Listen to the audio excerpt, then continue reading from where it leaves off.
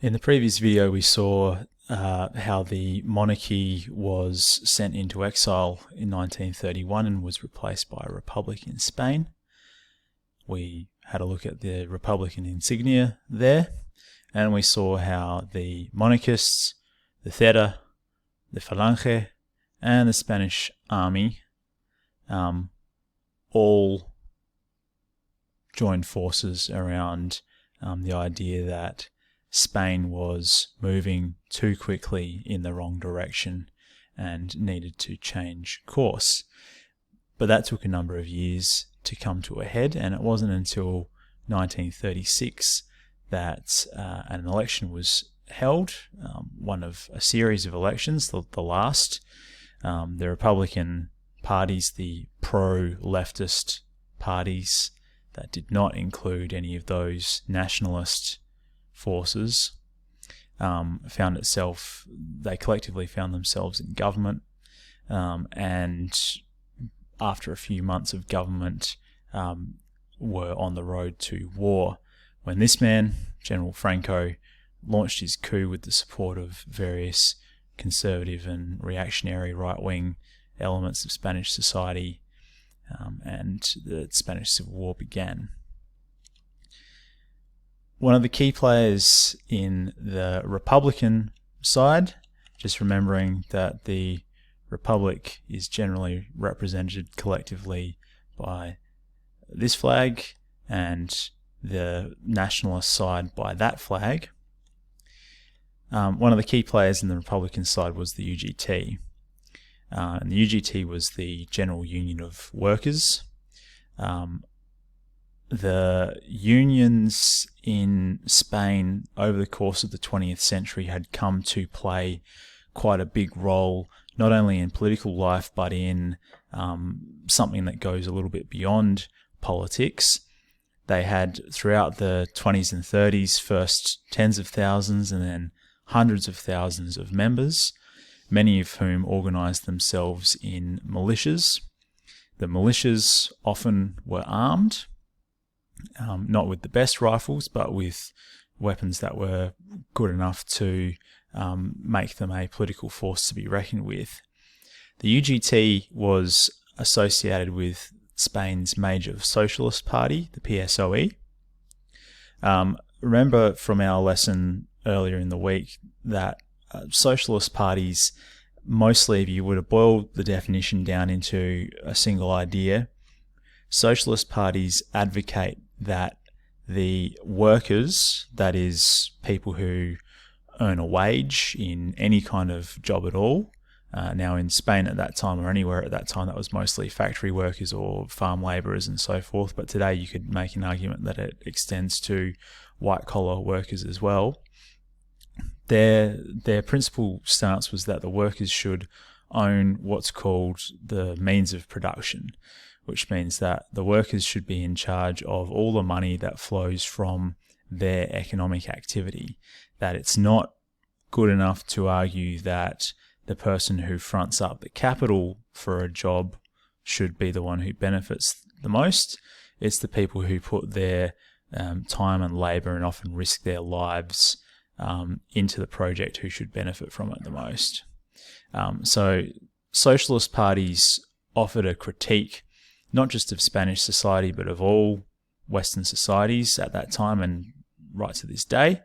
The critique most often being that ordinary people were not given enough political power, and also that ordinary people were not given enough economic recognition for their labour. So the UGT and the PSOE were tremendously popular and increasingly popular political forces in Spain, and they won, I think, a plurality of seats in the 1936 election that was held just before the Civil War broke out.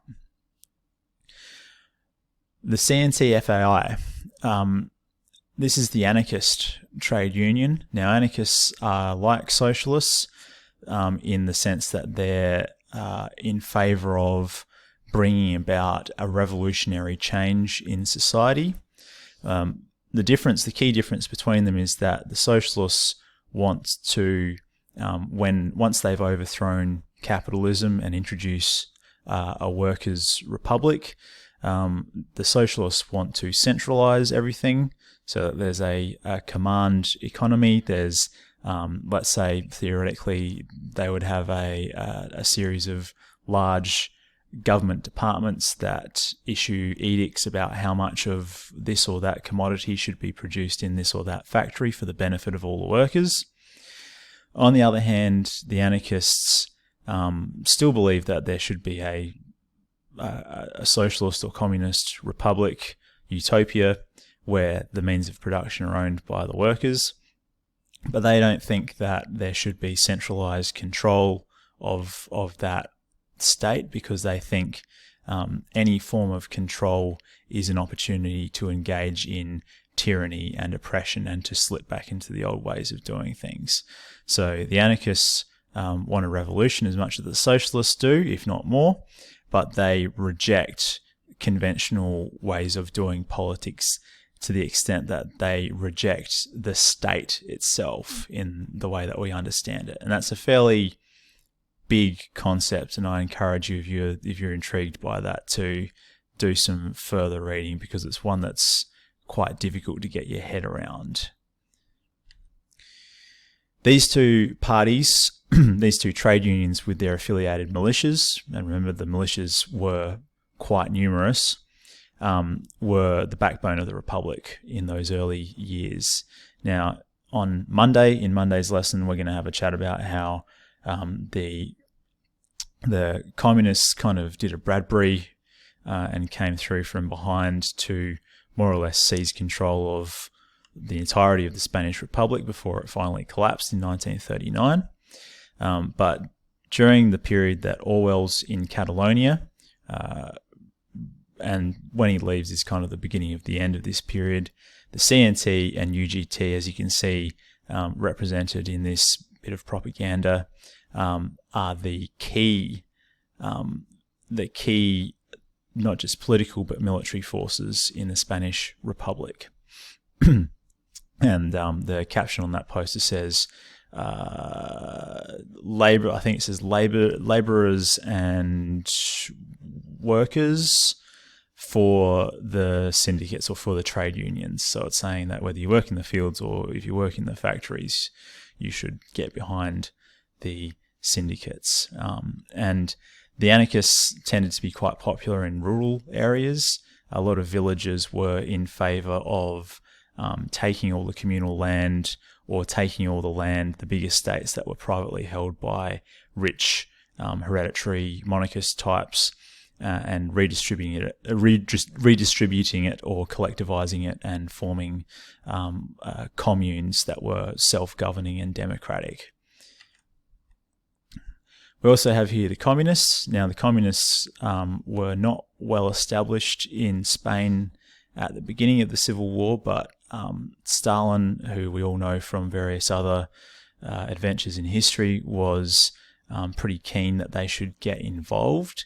So the Spanish communists were backed by, obviously, the Soviet Union, the Russians. The Russians sent a number of military advisors. We're going to meet one of them in, or a couple of them actually, in For Whom the Bell Tolls. And I think a couple crop up from time to time or are mentioned in Homage to Catalonia too. The Russians were a bit hamstrung by some international regulations on arms importing.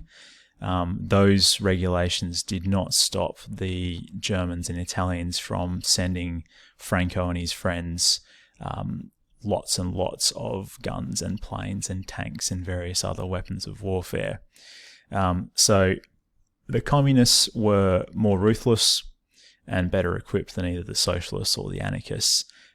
And once they had achieved a critical upper hand in that relationship, we're going to see right at the end of Homage to Catalonia, they set about liquidating socialists and communists, even though the war itself is still ongoing and the enemy of fascism hasn't yet been defeated. The international brigades were affiliated with the Communist Party. Orwell was an overseas, he was a foreign fighter, but he was not a member of the International Brigades. He fought with a different group that we'll look at in a second.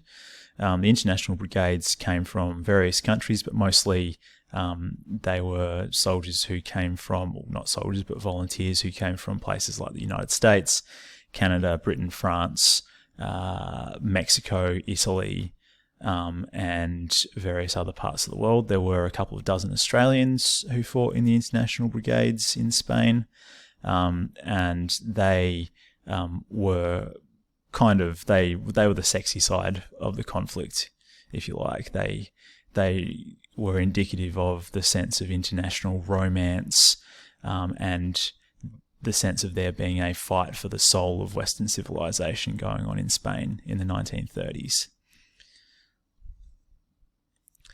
And there's a few others worth mentioning that Orwell mentions in his book, and which I believe also get mentioned obliquely in For Whom the Bell Tolls.